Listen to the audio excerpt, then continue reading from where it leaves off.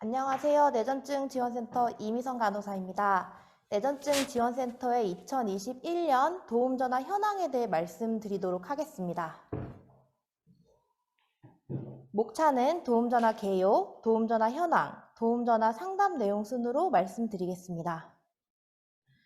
먼저 도움전화는 무엇일까요? 많은 분들이 도움전화를 통해 상담받고 심포지엄에 참여해 주셨을 것이라고 생각합니다. 하지만 도움전화에 대해 잘 모르시는 분들을 위해 간략하게 설명드리도록 하겠습니다.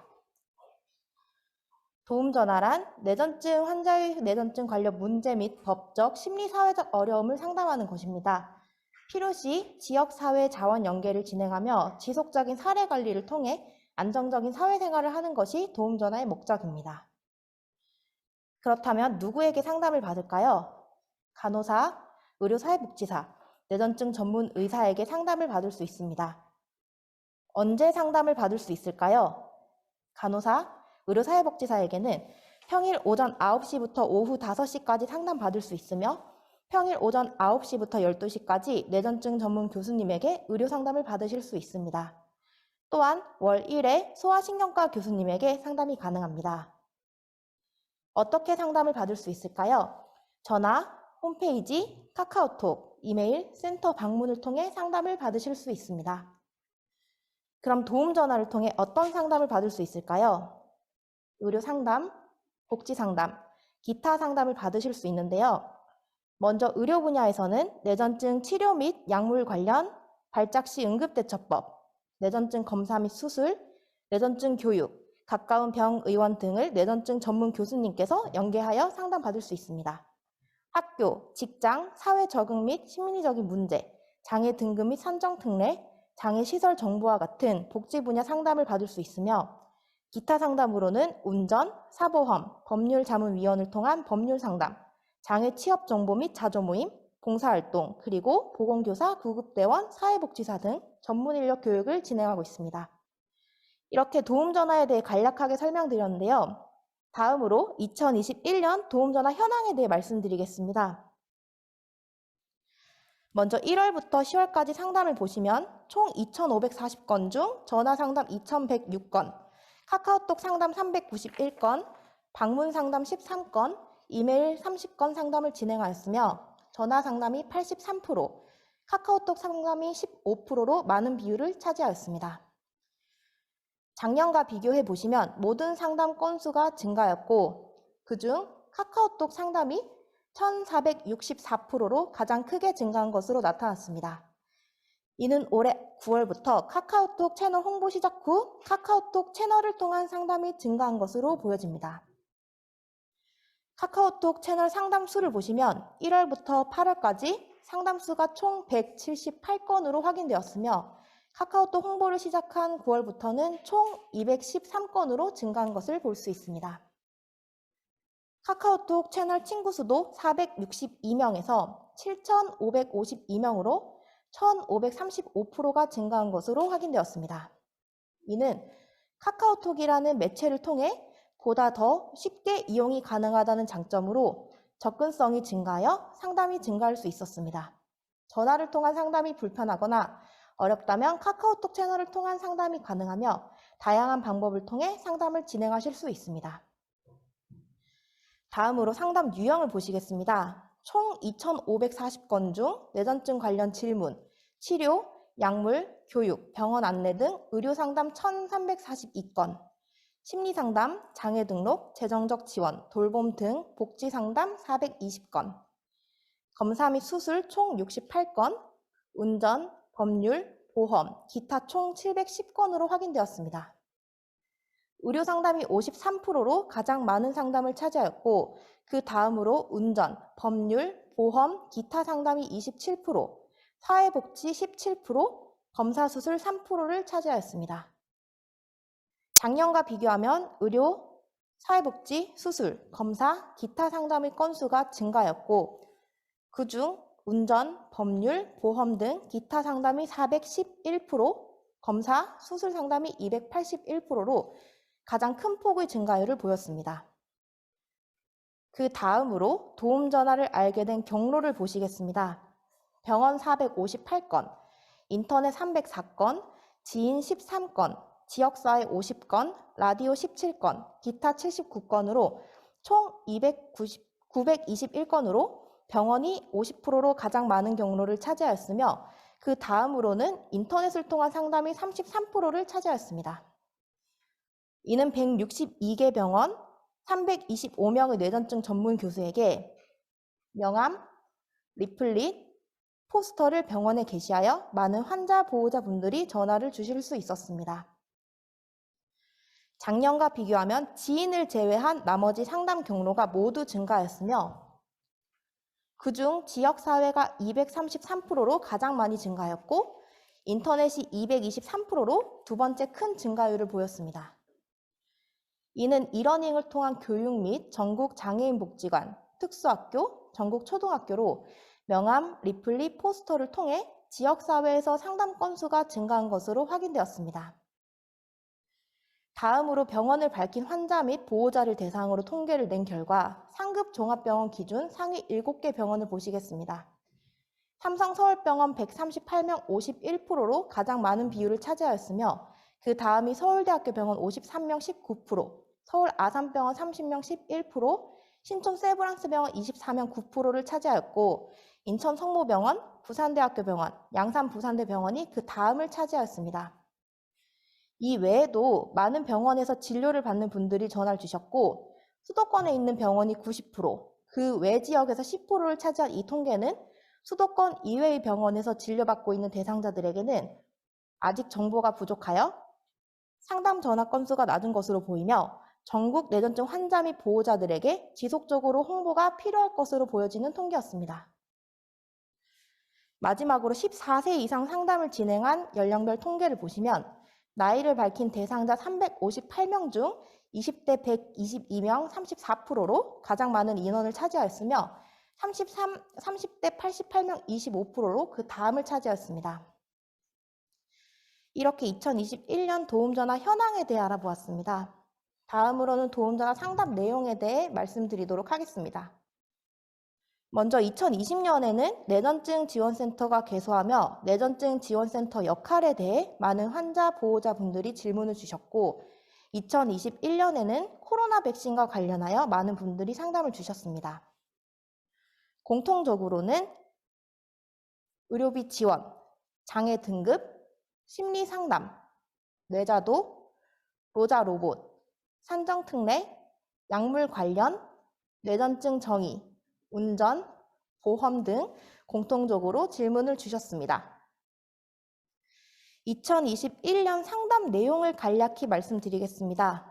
먼저 의료 상담에서 코로나 백신과 뇌전증이 무엇이고 완치가 되는 질병인지, 그리고 로자 로봇 및 뇌자도 정보에 대한 질문이 가장 많았습니다. 이러한 상담을 통한 욕구를 바탕으로 이번 심포지엄에서는 약물, 뇌자도와 로자 로봇과 관련한 강의를 교수님들께서 말씀해 주실 예정입니다. 먼저 코로나 백신과 관련하여 많은 분들이 질문을 줄 만큼 2021년 가장 궁금해하고 염려되는 부분이라고 생각하는데요. 상담 내용을 간략하게 말씀드리겠습니다. 뇌전증을 가지고 있어도 코로나 백신 맞아도 되나요? 코로나 백신을 맞고 나면 뇌전증 약 먹으면 안 되나요? 라는 질문이 많았습니다. 뇌전증을 가지고 있다고 해서 코로나 백신이 금기사항은 아닙니다. 다만 개인 컨디션에 따라 차이가 있을 수 있고 발작이 잘 조절되지 않는 경우 담당 주치의와 상의해 주시고 발열은 발작 유발 요인이므로 발열이 있을 시 해열 진통제를 복용해 주세요. 코로나 백신을 접종했더라도 항뇌전증 약은 원래 복용하던 대로 복용해 주세요. 라고 답변 드렸습니다. 그 다음으로 뇌전증 정의와 완치 상담 내용 보시겠습니다. 뇌전증이 뭔가요? 뇌전증을 진단받으면 평생 먹어야 하는 질병인가요? 뇌전증은 뇌신경세포가 일시적으로 이상을 일으켜 과도한 흥분 상태를 유발함으로써 나타나는 뇌기능의 일시적 마비 증상 또는 만성적, 반복적으로 발생하는 뇌질환을 의미합니다. 5년 동안 발작의 재발이 없으면 약을 줄이고 약물 중단 후 5년 이상 발작의 재발이 없으면 완화되었다고 판단합니다. 하지만 수면 부족과 과음 등 몸에 무리가 가는 상황은 항상 피하고 위험한 여가 활동도 주의할 것을 권유합니다. 라고 답변하였습니다. 다음으로 복지 상담에 대해 간략하게 말씀드리겠습니다. 복지 상담에서는 심리 상담, 의료비 지원, 장애인 등급, 산정 특례, 돌봄 시설 관련 상담이 많았습니다. 이는 다음 발표를 맡은 윤지환 의료사회복지사께서 자세하게 말씀드릴 예정입니다. 마지막으로 법률, 운전, 보험 등과 같은 기타 상담은 앞으로 개선해 나가야 할 내용들이 많이 분포되어 있습니다. 운전, 일자리, 보험, 그리고 자조 모임, 심포지움 등과 같은 프로그램 문의가 가장 많았으며 이는 앞서 설명드렸던 연령별 통계에서 20, 30대의 상담 질문 중 운전, 일자리 관련 질문이 가장 많이 차지하였습니다. 상담을 가장 많이 준 연령대 욕구가 반영된 부분이라고 볼 수 있는데요. 그중 공유하고 싶은 상담 내용들이 있어 말씀드리겠습니다. 먼저 보험 관련 질문을 보겠습니다. 뇌전증을 가지고 있어도 보험을 들 수 있나요? 라는 질문에 2018년 한국뇌전증협회와 메리츠화재를 통해 실손 보험 상품을 출시하였습니다. 단, 최근 1년간 무발작 상태임을 설명할 수 있는 담당이 소견서를 첨부하며 전문 상담사가 직접 상담을 해드리고 있습니다. 이렇게 보험과 관련된 정보를 제공해드리고 있습니다. 다음으로 일자리 관련 질문을 보도록 하겠습니다. 장애 등급을 가지고 있는데 일자리 지원해주는 사업 없나요? 한국장애인고용공단에서는 직업 훈련 및 일자리 연계를 진행하고 있으며 최근 한국뇌전증협회 회원 중 뇌전증 장애인을 대상으로 일자리 연계를 하는 사업이 진행되고 있으나 선착순으로 마감될 예정입니다. 하지만 장애 등급을 가지고 있지 않은 환자에 대해서는 아직 일자리 연계 사업이 부족하며 장애 등급을 가지고 있더라도 추가적인 연계 사업이 필요한 실정이며 이 또한 앞으로 개선해 나가야 할 숙제입니다.